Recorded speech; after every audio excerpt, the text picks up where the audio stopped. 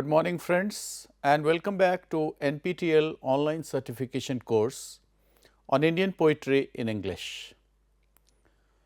You remember well that presently we are dealing with ethnographic voices in Indian poetry in English, and in the last lecture we had talked about Mamang Dai. In this lecture we are going to undertake two more poets, namely Temsula Ao and Easterine Kire, under the caption of ethnographic voices.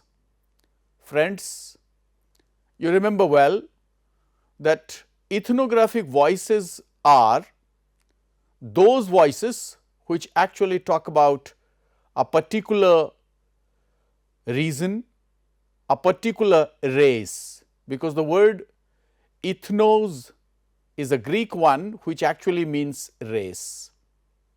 And that is why the poets who have got ethnographic voices, they talk more about their own land, their own culture, their own identity, and of course their own landscape. If you remember well, while talking about the poetic oeuvre of Mamang Dai, we had already touched upon these things, but in this lecture we are going to take up two voices, because the voices of these people in some way or the other have got a sort of parallelism. And in this regard, it is very difficult to say who is lesser ethnographic and who is more, and that is why I thought I should have a combined talk on these two poets.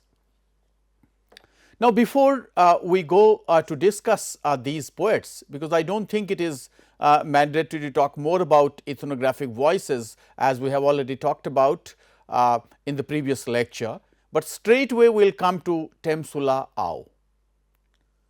Now, it is actually quite ironical that these two people, I mean Temsula Ao and Easterine Kire, though they are still writing, but they have not yet attracted the attention of Indian critiques the way other poets have been discussed with.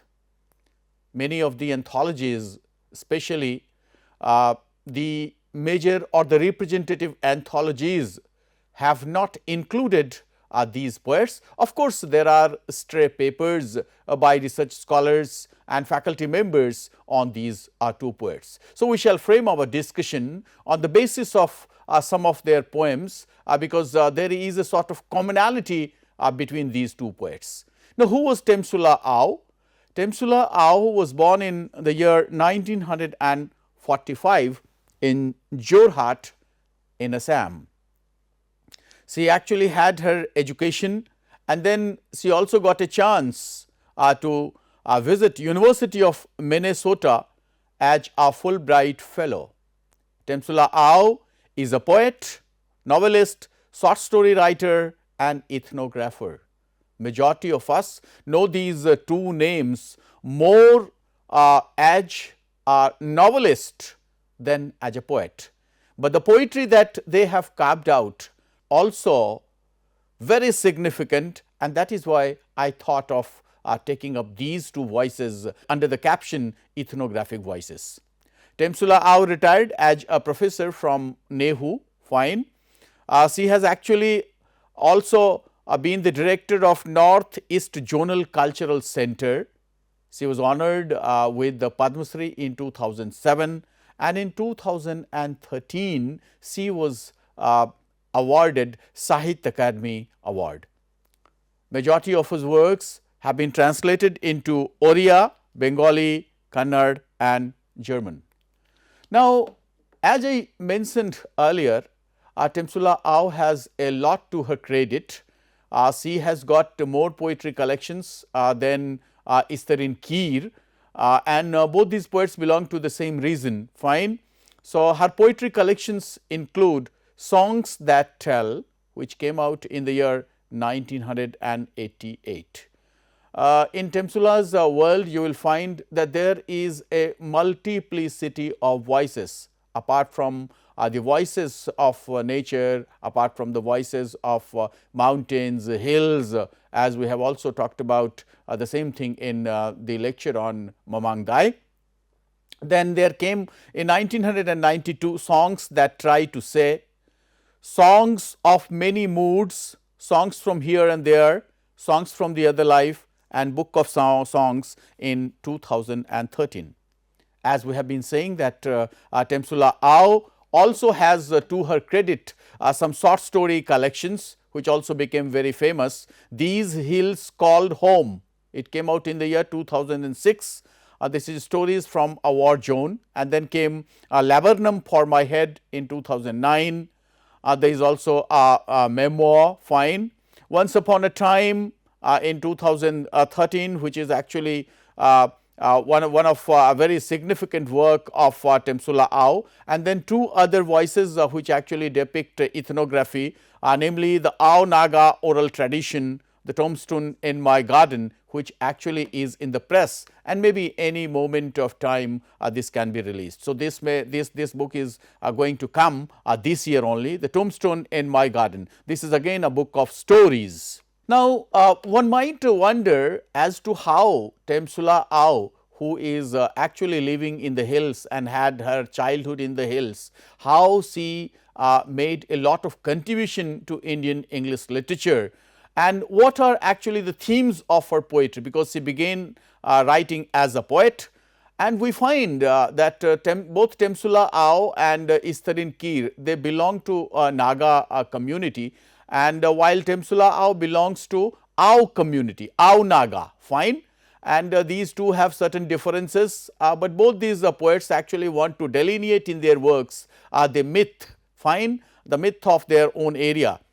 There is often a clash of cultural values.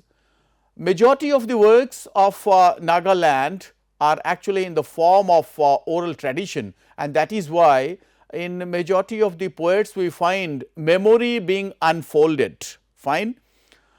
Because of several disturbances and chaos in Nagaland, we find that there is actually a politics of place found in majority of the works of these two poets. Of course, nature is at the backdrop, but with nature or under the guise of nature, these poets actually try to convey different sorts of their ideas. The way natural grandeur or the natural splendor is being demolished because of the fast pace of technology, industrialization and other developmental projects. The poets are actually very much shuddered, and they ruefully have delineated the theme like this in majority of their poems.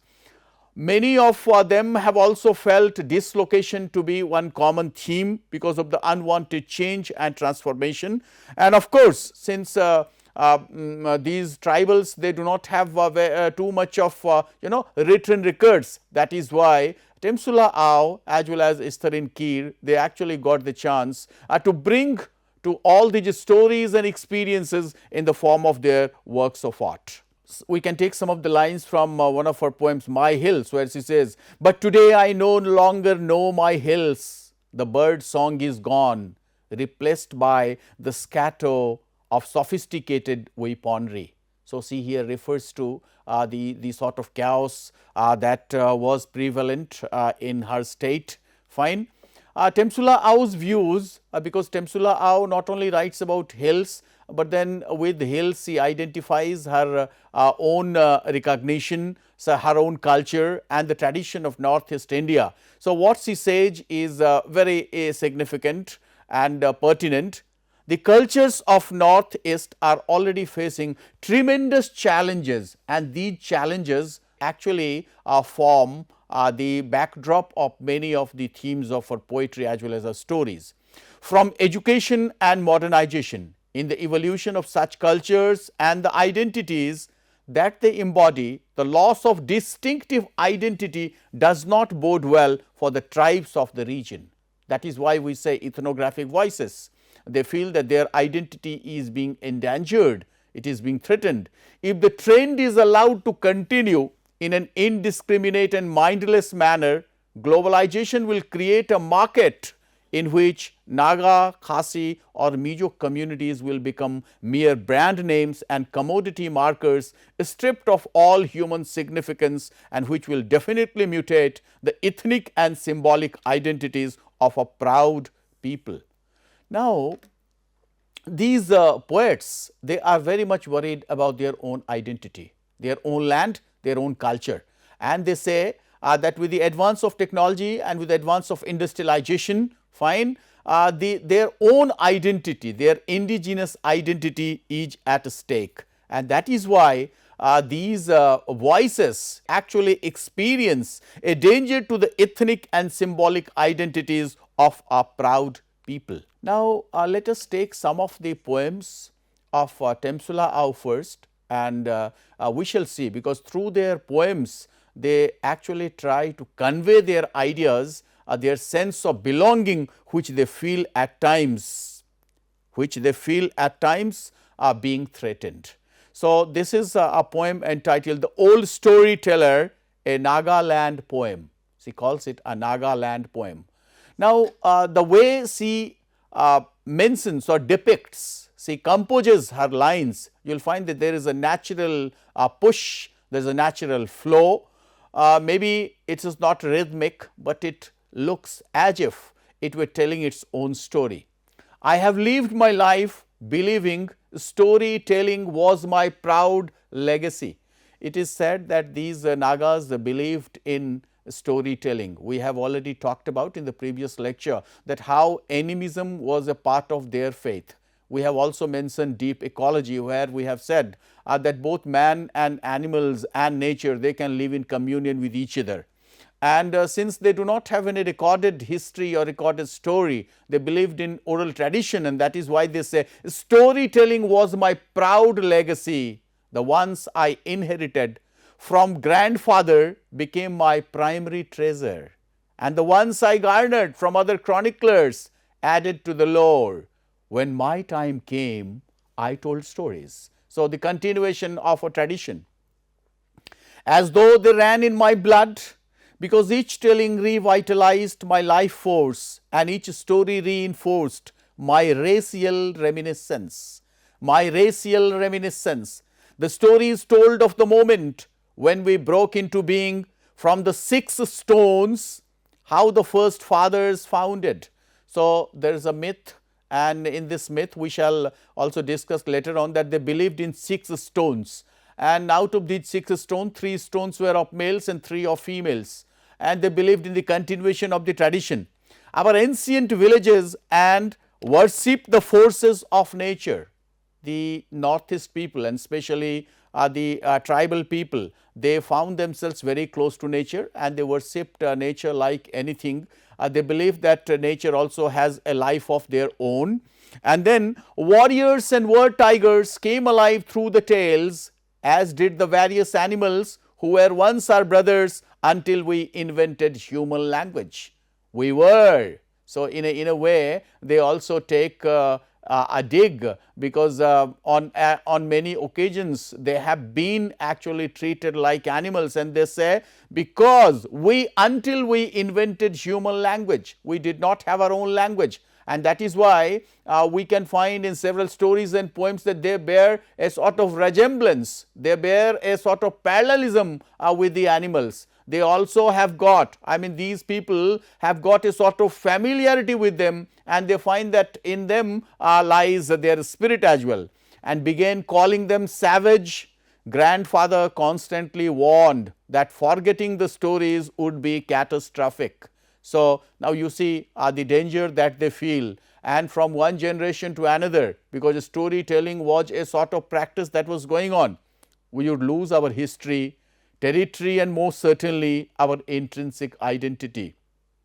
So, I told stories as my racial responsibility to instill in the young the art of perpetuating existential history and essential tradition to be passed on to the next generation, because we do not have any written history, we do not have any written legacy, and this storytelling, this oral tradition is our legacy. But now a new era has dawned, insidiously displacing the old. So, with the arrival of the new era, all our storytelling act is actually being relegated. My own grandsons dismiss our stories as ancient gibberish. The time, with time comes the change, and the poet says, my own grandsons dismiss our stories as ancient gibberish from the dark ages, outmoded in the present times, and ask, who needs rambling stories? Who are the listeners to the stories? When books will do just fine, the rejection from my own has stemmed the flow. The rejection from my own has stemmed the flow, and the stories seem to regress into an unreachable recesses of a mind once vibrant with stories, now reduced to unimaginable stillness. So when memory fails and words falter, I am overcome by a bestial craving to wrench the thieving guts out of that original dog and consign all my stories to the script in his ancient entrails. So the poet is actually very much unnerved at the loss of a tradition that actually was a legacy of theirs. And even the coming generations, they also dismiss this practice of oral traditions and say that in an age of books, who will listen to your stories? But then the loss of the story is a loss of the culture. It is actually a loss of their tradition. It is a loss of their legacy that they had inherited from their forefathers. If we have a serious look and critically appreciate the poem, we will find that it is actually about the continuation of the tradition of Ao Naga community. There are two communities, Ao Naga communities and then Angami community, and then there can be many more the way you go into their historical details. So, this legacy should be continued from one generation to another. That is what actually the poet wishes for. And then the 6 stones reference that I had mentioned. So, they are regarded as the sources of the origin of Ao Naga community. And one can also find the conflict between tradition and modernity. Fine, the conflict between tradition and the industrialization, and of course, at the same time there were several things being done in their land which the common people were being a victim of. So, the glorification of the past, because in the loss of their legacy, in the loss of the oral tradition, they feel that their past is being relegated, and that is why the poet wants actually to glorify the past, and there is an immediate search for the loss that they are going to face. Now, the question is, should in an age where we are looking for globalization and all, should we really relegate the oral tradition of a particular race, of a particular community? My dear friends, if something is very important to somebody, that is one's culture, and the loss of the culture, that has not been our tradition. We actually should try our level best to recover, to regain the cultural loss that we have faced, because every culture has got a sort of distinct identity. Temsula Ao wrote many stone poems. Now, why they wrote stone poems? Because most of the time they were surrounded by mountains, hills, rivers, stones and all, and these stone poems, as I have been saying, that they are inspired by the myth of Ao Naga's origin from 6 stones. Out of these 6 stones, 3 represent male, while remaining 3 represent female. Temsula Ao delineates the landscape which is actually in harmony with nature. If you read the poems of Temsula Ao, you can find that how an effort has been made not only to delineate the land and its beauty, but at the same time to continue the tradition which once upon a time was a sort of legacy which they got from their forefathers. Industrialization and development of several projects have actually destroyed their natural bond of Ao community. Ao Naga believed that they were having a sort of communion with nature, and that is why when a new project comes, a development project comes, and if that poses a danger to it, in a way they feel that their culture actually receives a sort of impending danger. They also find that they are being deprived of their roots in terms of their ethnic values. There are some stone poems, namely stone poem from Langartok. Langartok is a place in Nagaland, fine. Then Illusion, prayer of a monolith when a stone wept. Now see, these poets also try to find tongue in brooks, tongue in mountains. And let us take some lines from one very famous poem entitled Illusion, where the poet says, "Then the road builders came and slapped sticks of dynamite to his underbelly." Fine. So, in a way they feel that all these developmental projects are not in conformity with the identity of the Ao communities, because they feel that it is actually a menace. It is actually a menace to their mythical identity, to their racial identity. Let us take one poem and see the sort of emotions that the poet generates and the poet actually feels. The poem is titled "From When a Stone Wept." The womb of the young earth nestling beneath the huge stones heaved, dislodging their foundations of expelling her secrets through the phenomenal birth. So, giving human attribute to the stone. After the great upheaval, the stones stirred. This upheaval may be in different ways, fine. When the projects come and they actually try to break these mountains or hills with the help of the dynamites just for development, but then these people feel anxious to establish permanent moorings in a landscape they knew would soon be dominated by the new species. They actually feel, the people of these communities, they feel that with the development, new people will come, new species will come, and that will actually prove dangerous to their ethnic identity.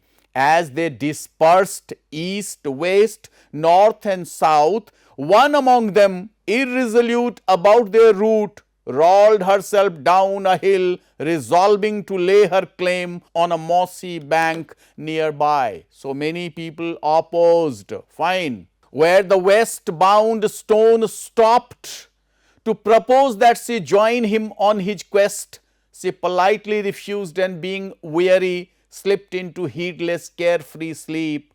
In the morning she found him gone, but strangely felt his presence, as if a deep imprint was left somewhere in her deepest self.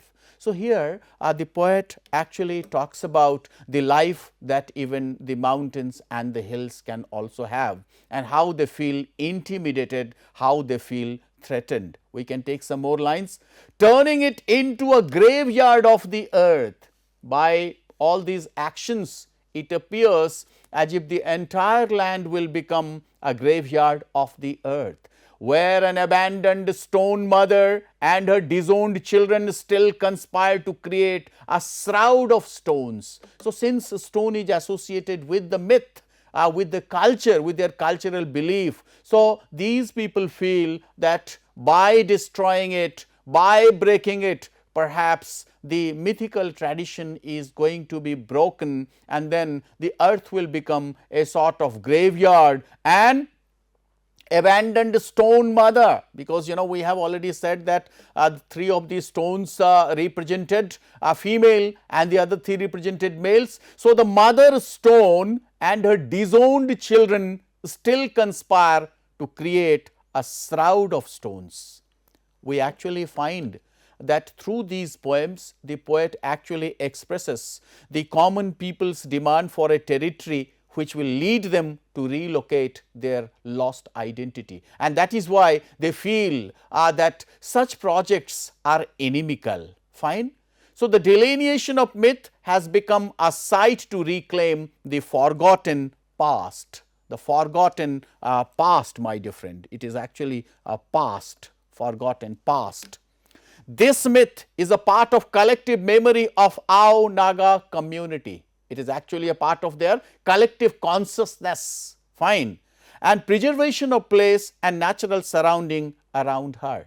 So, when Temsula Ao composed another book of poems, in the preface what she writes, to all who can still sense the earth, touch the wind, talk to the rain and embrace the sun in every rainbow. This is what she writes in the preface of one of her books. So, sense the earth, meaning thereby when we are going to bring development projects and all, perhaps we are unable to understand that these mountains and the hills also have got a life of their own. Perhaps we are not able to understand the language of the wind, we are not able to talk to the rain. And my dear friends, in a way, as we see man's actions, in a way it appears as if we are exploiting nature, and then finally we are trying once again to go back, and there are different ways through which we want to bring once again, we want to create nature. Is that possible?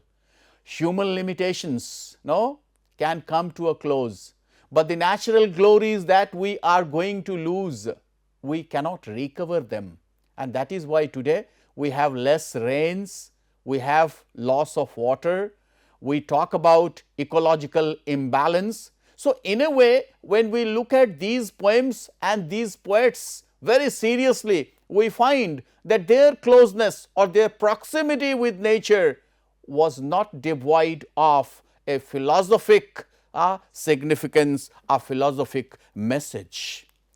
Now, there is one very significant collection by Temsula Ao entitled Songs from the Other Life, and the one that I was telling you before, the about the preface, where she says, to all who can still sense the earth. The book was dedicated to all who can sense the earth, touch the wind, talk to the rain and embrace the sun in every rainbow. Now, in this poem, we will rather find there are more than around 16 poems, and majority of the poems they talk about the life, culture and many more. We can take some of the poems.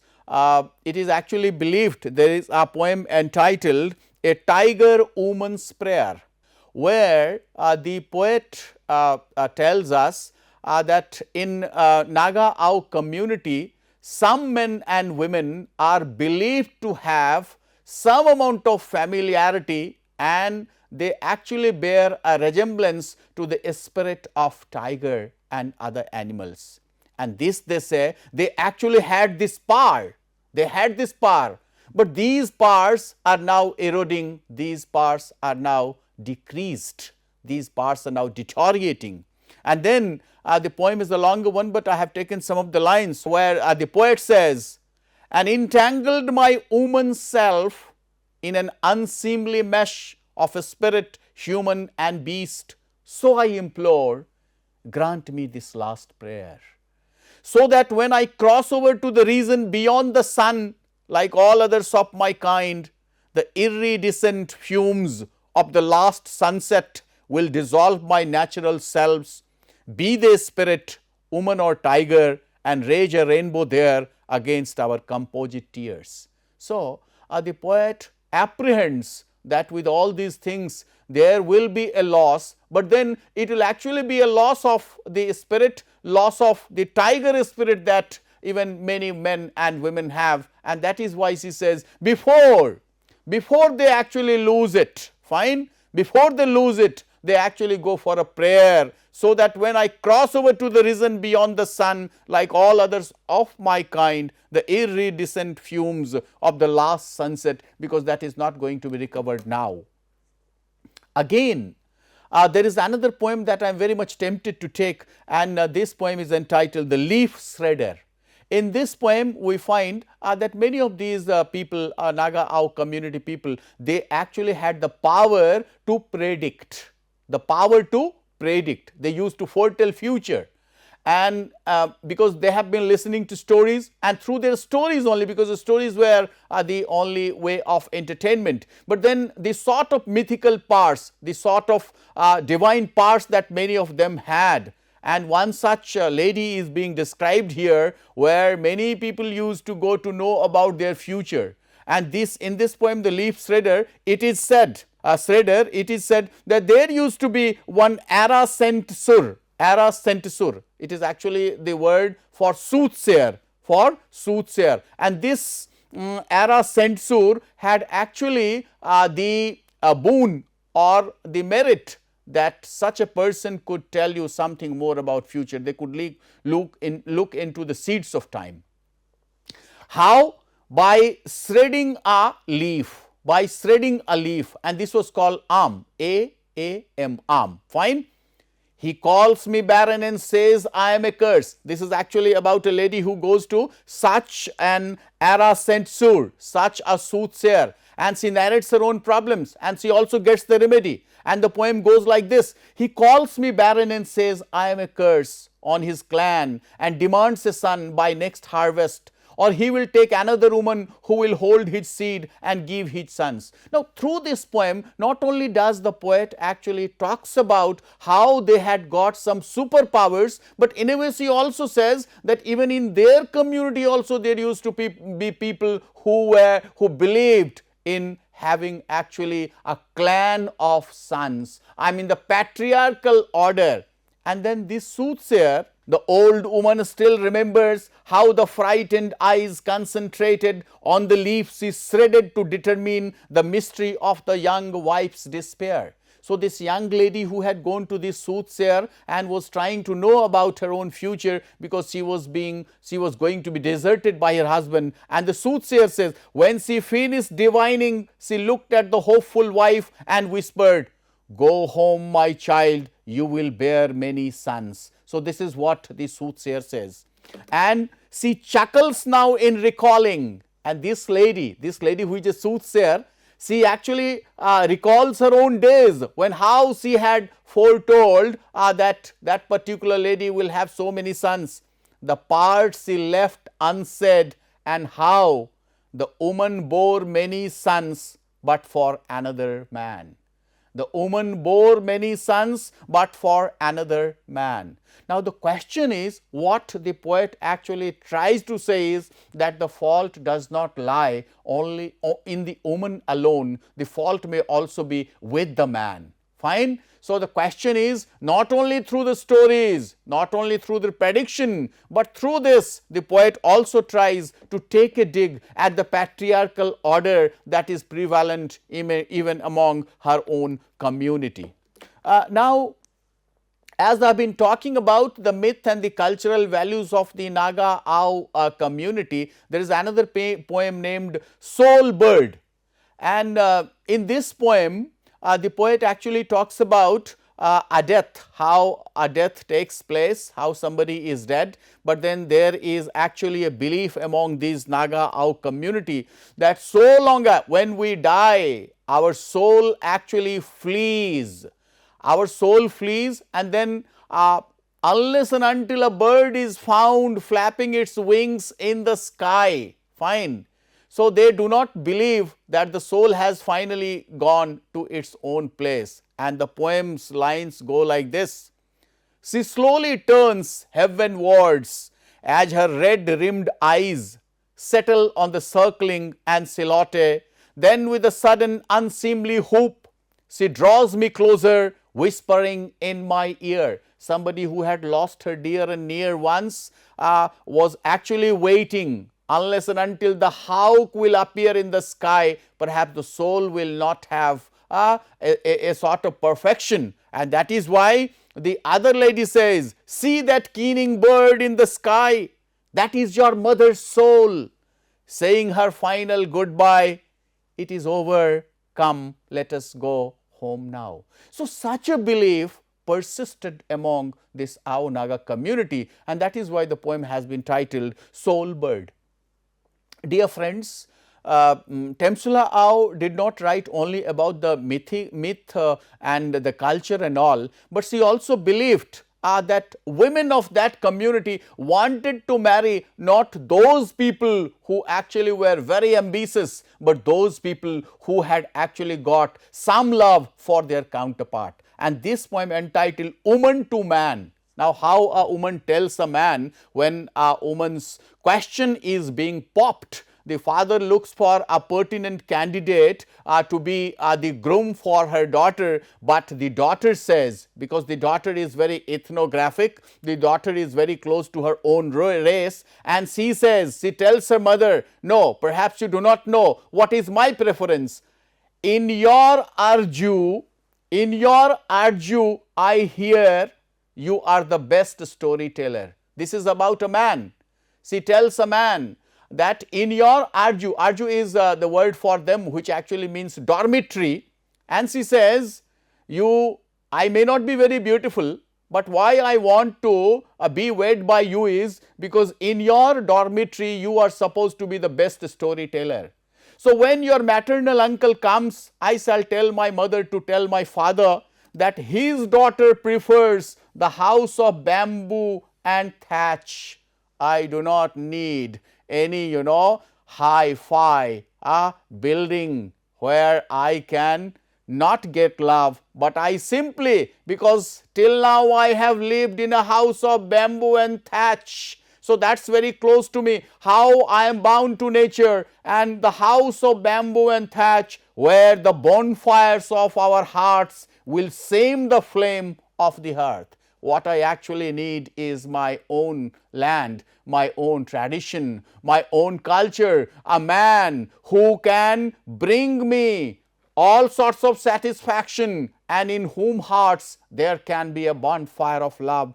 In that house I shall place my precious loom, and what I want to do there? I will be very much satisfied simply to bring a loom, and I shall be wearing you a langtam every season and a sunak at every motsu. A langtam is a loin cloth. And now again very close to, I will spin a langtam every season for you, and a sunak. Sunak is a traditional shawl, fine, at every moetsu, at every spring festival. So the question is that even through her own poems, she tries to say that these people are very close to their own tradition and to their own culture. They do not want, as any ambitious people to go to high-rise buildings and to a very prosperous one, but they want to be wed only to a man who could fulfill their desires and who could satisfy them, even being in a bamboo house and a thatched house. My dear friends, we have seen that Temsula Ao was very close to nature, and in her poems we have found how not only does she use the loss of nature because of the exploitation of man, because of their crass commercial desires. But then the other poet that I have intended to take is Easterine Kire. As I had already told you in the beginning that both these poets bear a close resemblance. So let us also take some of the poems, since these poets have not been included in many more anthologies other than the Northeast anthologies and all. So I have found some poems from here and there and have tried to formulate my lecture. Now Easterine Kire was born in 1959 to Angami Naga. You remember, Temsula Ao was to Ao Naga, and Easterine Kire was to Angami Naga family in Kohima, Nagaland, India. Kire is a poet, novelist, translator and short story writer. She is interested in performing jazz poetry. Of course, her poetry collections are too less because she is more known for story writing and for her fiction. She also writes children's books, and of course, because of the problems in her home state, she has now switched over to Norway, and there she lives. She was actually conferred with many prizes, one of the most famous being Sahitya Akademi Prize in 2018. What Kire says about the oral Naga tradition is, I felt we needed to create written Naga literature. We have so much oral narratives, but with oral dying out, it is all going to be lost, since we do not have a written history. And that is why both Temsula Ao and Easterine Kire, they decided to bring that oral tradition in the form of writing, and that is why they have taken up writing poems, short stories, and of course novels. So, her literary corpus includes some poetry collections. The very one that is actually very famous, entitled Kelhoukevira, came out in 1982. It is considered to be the first book of poetry in English by a Naga poet. This book came out in 1982, and then in 2012 came her jazz poetry and other poems, and she has also translated more than 200 oral poems of her homeland into English. Some of her non-fiction works are also very important, namely Walking the Road, Lesh Road, exploring the tribes of Nagaland, about the history and lifestyle of Naga people. Then in fiction, A Naga Village Remembered, which came out in 2003. It was actually a first novel in English by any Naga writer. Then came A Terrible Matriarchy in 2007.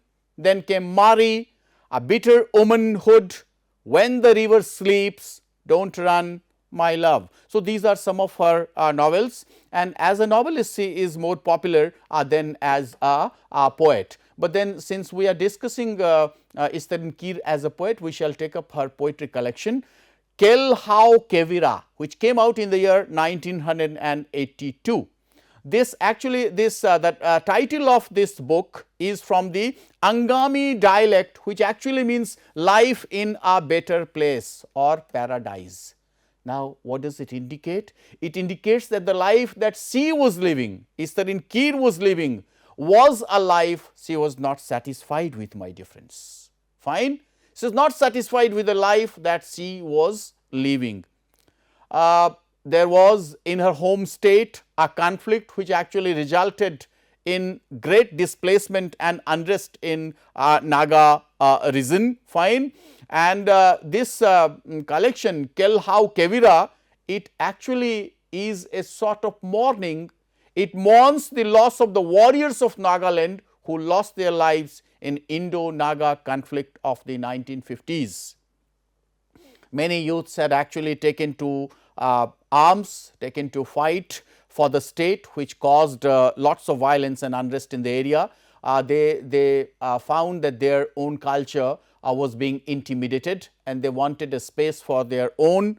The poet Easterine Kire also shows great cultural tradition of Nagaland through her writings, and the cultural heritage of Nagaland, we can find that it was destroyed because of many unfortunate events which took place in this state. Many Naga people not only lost their lives, but many of them got displaced. Some of them actually changed their locations. Fine.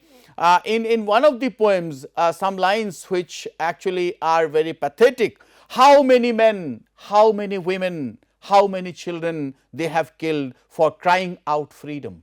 So, in a way, the poet also talks about those people who are fighting for their own rights, of saving their own culture, saving their own identity. I cannot recall. This is from her poem After Reading Wounded Knee.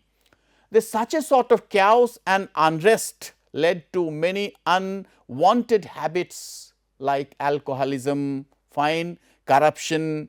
The poet actually longs for peace. The poet yearns for peace and justice after elaborating the grand scale of violence which actually took place in this land.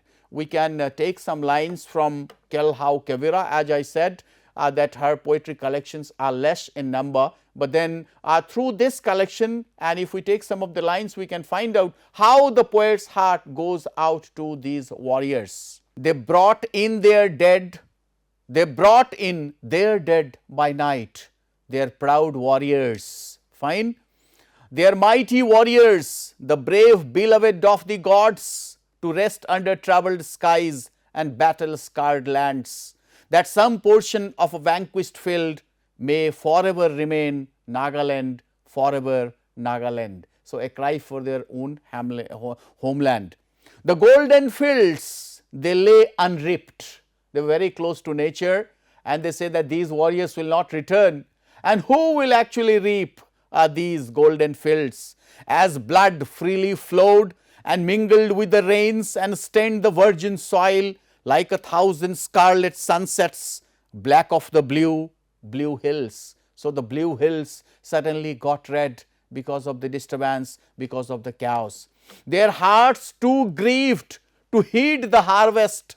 Maidens ceased song, so their natural ability of singing came to a halt, and mourned the brave ones, and blindly followed a broken people who turned their backs and slowly walked away from a burning village, And there were some in foreign lands, displacement. And there were some in foreign lands who still spoke of Kelhoukevira, the better place. So, they call their own land the better place, a paradise. Who does not love one's own home? Who does not love one's home state? While her fields lay barren and desecrated, her song sacrificed to the wind, her warriors to the great spirit, they trampled her silent hills, and squeezed the life out of her and washed their guilt in her blood. So, the land finally the land became a bloody land, and instead of the harvest, what could be seen there was only cry, only tears and all. So, the poet expresses her own pathos with the people, with the warrior who actually would not return because they have returned with their dead bodies. There is another poem named Narcissus. I think all of you know that Narcissus actually was a hunter who did not have any love and who only loved himself. And till he died, he was much in love with himself, and after his death there sprouted a flower which was named Narcissus. So, this poem, let us have a look at the lines of this poem. Last night the shadow chased me and the winter moon screamed in my ears. Ah, Calcutta, I could not sleep. I watched your silent city weave a tapestry of poems, songs, dead roses, and a pair of deep brown eyes. I saw 1,000 gypsy summers. We are reminded of William Wordsworth, like the 1,000 daffodils, no? Right down Midnight Avenue I travelled, National Highway 37, and spoke to the wild geese at dawn. I heard the paddy birds in the rice fields singing Ave Maria, and when the thorn bird brought me back, you did not hear my goodbye.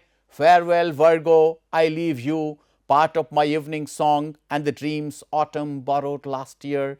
Take care of your solipsism and give my love to Dylan. On the 12:30 he will be wearing an Arabian night. So, if we analyze this poem also critically, we find that there is a conflict between nature and the urban life, the city life. There is also found a sort of lack of communication between two lovers or two human beings. Of course, the poet has made abundant use of simile, metaphor, personification and hyperbole. But then there is also a mythical reference to Arabian Night, which is symbolic of the male ego or the patriarchal ego. The poem can also be understood and interpreted as a conflict between illusion and reality. Now, when we talk about the tradition of the Northeast and especially of the oral tradition of Nagaland, what Easterine Kire wrote in the famous Barcelona Dreamtime is actually very significant, where she says, every man is a story. Every story has something in common with the stories of the rest of humanity, and yet each story is different from the others. In every story that we tell, we validate lives. When we share the stories of our people, we add meaning to their action, the choices they make and the values they live by. The need to tell one's story is a common need. In a way, the poet actually tries to unfold and say that every story that we say has got some relation with other stories, and every man is a story, meaning thereby it is actually a memory, it is a history, and in every story that we tell, we are perhaps validating, we are perhaps glorifying, and when we share the stories of other people, even then we are actually trying to add meaning to it. if we have a look at what Easterine Kire had her views on Naga culture, what she says is, I maintain that Nagas are my first audience because I write things that are familiar to them. We have shared memories, shared story banks from the past, both from the natural world and the spiritual world. Here they try to bring a sort of connection between what the Naga people believe and how their reverence for nature also sustains. For her your belief on Naga movement, we can also find out, my people and I have been living with an invisible prison for many years, denied freedom of expression. That is what every movement in a way talks about. They actually want to have something of their own. Freedom to nationhood, and most painfully, freedom to life itself. That somebody who doesn't have or who cannot have a claim for their own land, their own identity, their own culture, perhaps they are not free despite the fact that we are living in an era of freedom, in an age of freedom. Very sadly, a cause that started so nobly was destroyed from within by factionalism. Here she actually refers to how there were certain groups, how there were certain splits while they were demanding for their own land, while they are thinking of their own culture. And it suffered the erosion of unity that factionalism always brings. We started well, no doubt about that, but we are not finishing well. That is what makes our story so sad. Disunity and the struggle for power has diminished the aspects that made the struggle noble and worthy. So, once we do not have a common goal, once we do not have a collective goal, perhaps we are not going to succeed, whether it is for our identity, for our culture, for our own belief, for our own system. So, when we have discussed both these poets, we find that there are certain commonalities between the two, but when we discuss them separately, we find that while Temsula Ao has got multiplicity of voices, Easterine Kire believes more in myth, more in her people being very close to nature. So, Kire's works are the reflection of the conflict between colonial regime versus native people. Fine. She is of course the leading voice who actually tries to delineate the vibrant tradition and culture of Nagaland. Fine, there is a mention of cultural mutation, a cultural friction and the sufferings of Naga people. So, one can always say that Easterine Kire's works are more of Naga consciousness, and that is also at the core of her writing. Naga folk culture, which is actually day by day eroding its own values, are being discovered to be brought into the limelight through the writings of these people. They are actually also delineating the resistance against the silencing of the native voice, the native ethos. The depiction of violence, unrest and disturbance in her homeland, in their homeland rather, have really caused havoc, and that actually becomes a part of their writing.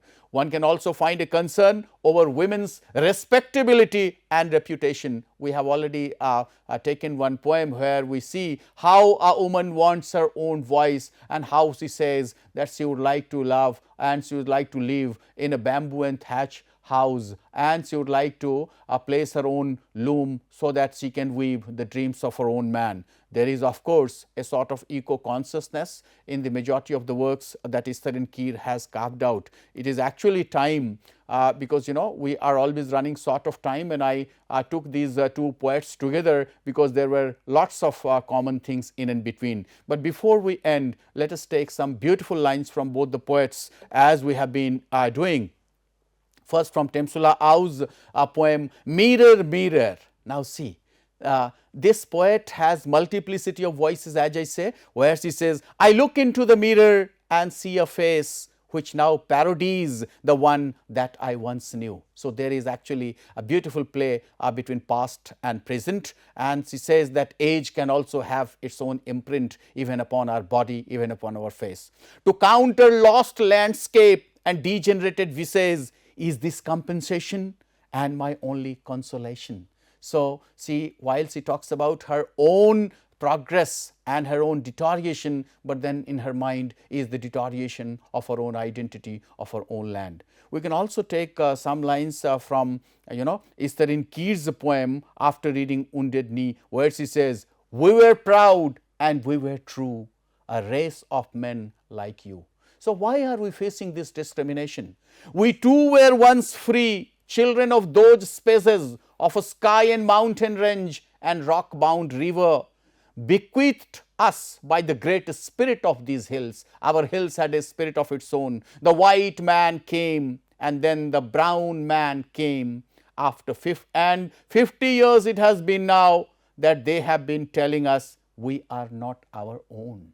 Fine. So, she talks about colonialism, she also talks about splits in and between, and then she says that even after 50 years, where are we, where is our tradition, where is our history, where is our identity, where is our language, where is our culture? Ultimately, we are still suffering a sort of loss, and we try to regain, we try to overcome that loss, we try to recover that culture, and in the recovery of the culture alone can be our triumph, alone can be our nativity songs. So, my dear friends, we have seen that both these poets have talked about their own culture, tradition, nativity songs, and many more. And there is a conflict between nature and man, and we find that how man has exploited nature for their own benefits, but one should always try to preserve one's own culture, one's own identity, one's own language. And with this, we come to the end of today's talk. I think this will ignite you to more and more readings of the poems of these two celebrated poets who are actually vying for a space in the poetic world of Indian poetry in English. Thank you very much. I wish you all a good day.